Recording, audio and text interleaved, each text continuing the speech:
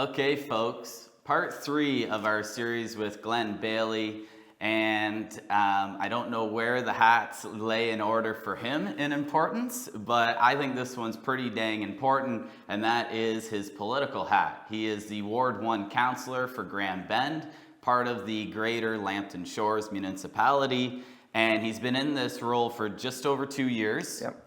And so to get us started is, you may have heard a lot of talk about Grand Bend getting a new community center. So Glen, start us off with where we sit on our community center and what's going on there. So plans for a community center have been in the area for 10 years at least, because you have a very active Rotary Club that was making a lot of noise towards getting one done, because Grand Bend's grown so much. There's enough of a population base now, and people with time, especially when the summer's over and people stop coming out to visit. So we need that. And so the municipality got around and they commissioned a needs survey. They got a reputable consultant to come in, and he was overwhelmed with the responses from everyone in the community, residents, people in the near area, people that own second properties here. All of the needs got defined. The magnitude of the requirement, the size of the building and what we are going to end up with got defined fairly clearly, so that the municipality could proceed with the understanding that they were going to be spending taxpayers' money, but not on what somebody necessarily felt they wanted, but what the vast majority of the community felt they needed. And so we're waiting. We're in that intervening period. In December, we're going to see some preliminary drawings that are going to highlight what we can look forward to having utilization of. And from that, the council as a whole will vote on whether to proceed. And the procedure, there's a big pool of money. We're coming up to an election year in Ontario, and there's a big 100 million or 200 million pool of money at Queen's Park that we're going to apply to get to help pay for it. There will be, and this is where it'll be interesting, should this project come to get council approval, we approve it, we apply for grant funding, they won't get 100% funding, and there will be a great fundraising campaign in the area. So for those of you watching, start saving up your nickels and dimes. The one thing about growth, as I mentioned in one of the other videos, it was the school. And when we moved here, the school had, I don't know, 160, 180 kids. And now they've got an early years program in there, and there has always been the library. Our municipality built a beautiful library and a gym onto the side of the school so that it could be used for the broader base of the community. Well, now we've outgrown that. The school has 3 portables on order. They've grown, and so the section of street that the school and library together are on is becoming very, very busy. So the plan at this point, and it hasn't been confirmed, but it's a plan, is to move the library into the community center, the new build of the community center. So that's going to be a big improvement to accommodate the user base. I mean, we've got a lot of people. In the last 20 years, the population in this town's, what, doubled, would you say? At least, yeah. And so you've got more people, and so there's a congestion issue around the school, where 25 years ago, they had to do a Save Our Schools campaign. So the community center is on its way. Stay tuned. There's watch for your council meeting in December, where we receive the initial drawings and with some back of the envelope expenses, and the council will vote on whether to proceed with the grant applications and proceed on many of the other things. The location will be decided at that point as well, because we have to figure out whether the square footage can fit in any of the areas that the municipality owns. So that's to be determined. But just from what the noises that have been made are, the community wants an indoor walking trail, the community wants more pickleball and basketball, and you couple that with some meeting rooms. There's talk of some, rentable space, large and small, for people to use meeting rooms and whatnot. So it's going to be a very, very active discussion, and I'm really looking forward to seeing something happen. What's interesting is the key to this is the Ontario government grant application process, and their stipulation is that the building be finished by March of 2027. So we've waited a while for this, and it's going to be boom, let's get going and see how we can get it finished in a short order. Yeah, that's not a long time period when you talk about the scale of the building. And you talk about the enthusiasm. I remember being at that very first meeting, preliminary, give us your ideas. Yeah.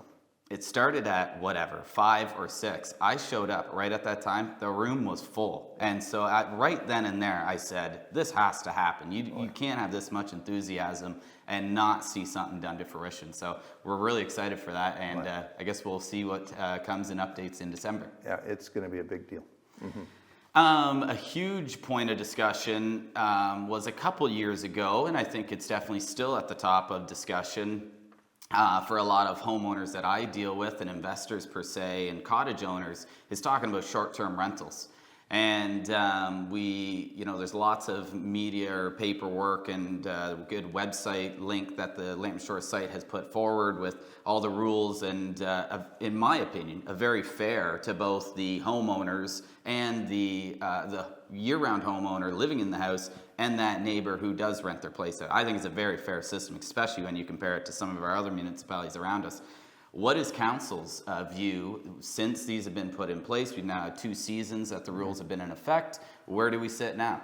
We've got a manager of licensing in the municipality, and he's the one that looks after all the, there's 480 currently in Lambton Shores, short-term rentals. And when they brought in the bylaw, they had, before they brought it in, problems with the neighbors of a rental unit where the owners may have rented to groups that they didn't check out properly. And so you had party shacks. And, back in the 70s, Grand Bend was famous for the parties.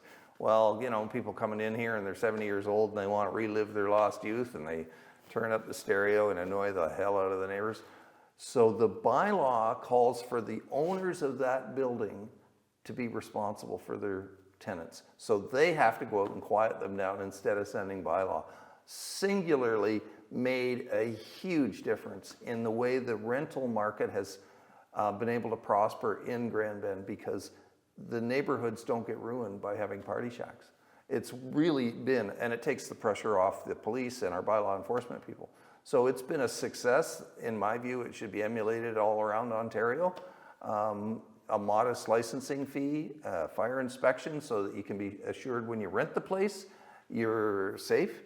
And we don't have to concern ourselves as much as in prior term with the problems of overly enthusiastic renters. So do you foresee any changes in this policy? Do you hear any rumbles that there should be changes, or do you think what we have is none fair? whatsoever. None whatsoever. That's great news. Yeah, it is. They did an extensive consultation process, the municipality did, and this was before my time on council. But I watched how it unfolded, and they gave everybody pro and con an opportunity to talk and be heard, and they took their concerns seriously. And so the license fee is modest. The requirements on the owner are very strict, so that if you have more than, I think it is 3 examples of complaints that are not ratified within a half an hour of the initial complaint coming in, you get demerit points. And then if you get the 3 sets of demerit points, you lose the ability to rent your building. So that kind of forces the person who's doing the renting to ask a few more questions.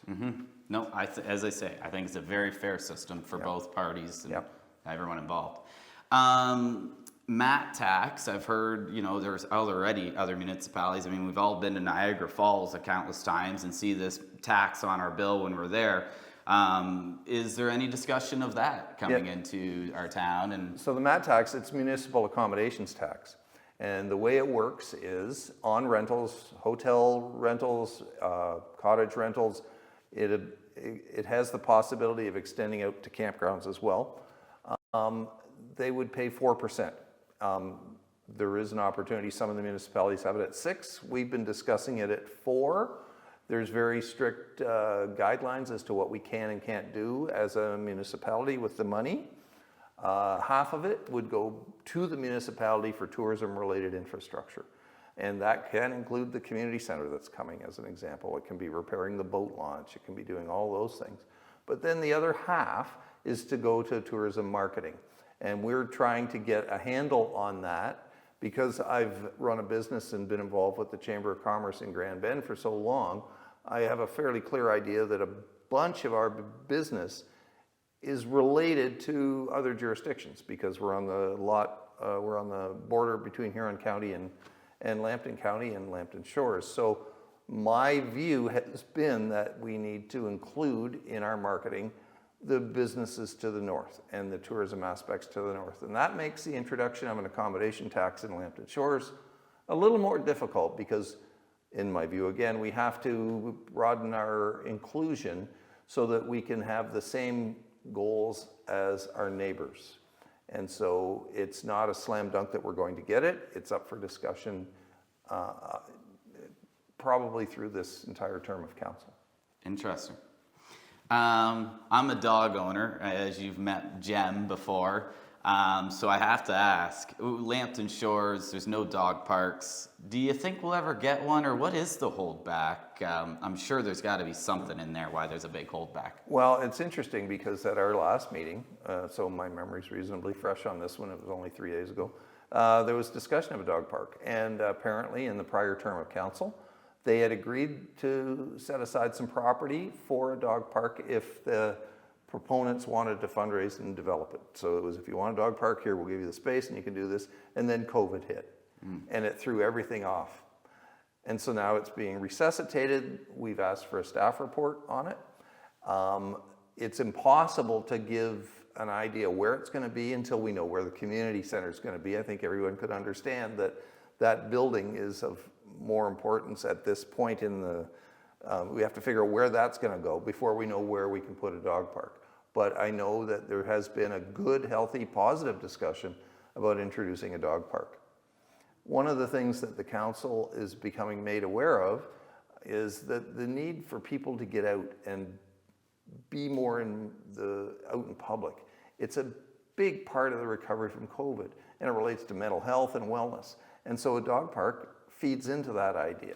So everyone's aware that we need one and that it's a good thing. At this point, there's the discussion, do you have one park for big dogs and another park for small? There's the discussion about whether you're going to put it in downtown Grand Bend where there's less and less room, or whether you're going to put it down on Klondike, which is our area where the pickleball is and the soccer fields are. So, you know, the location is yet to be determined as well. For those of you that are from the area, I call it south of the Cut, Northville and that, there's also going to be the same level of discussion about putting dog parks in the southern part of Lambton Shores. That's awesome. Well, I'll make sure to tell Jem that when I get back to the office. I'm sure she'll be really excited. It's a positive development, yeah. Okay, well, Glen, thank you so much for sitting down with me and doing these 3 interviews, taking cap off for the next cap. I really appreciate your insight on everything here. You're a very wise person, very in tune with our community. I really appreciate you letting me pick your brain a little. Easy peasy. Thanks a lot. It's great. And it's always been fun. I mean, I've been dealing with the Peddler family now. I mean, it was your brother who sold our building when we thought we were going to retire. And yeah, I've been working with your dad for years and years, and now here you are doing your thing, and it's really interesting to see when you get to my age and you get to see people, the next generation come along and take the torch and do a good job with it. So that's nice too. We're trying. I appreciate your time, Glen. Thank you so much. Thank you.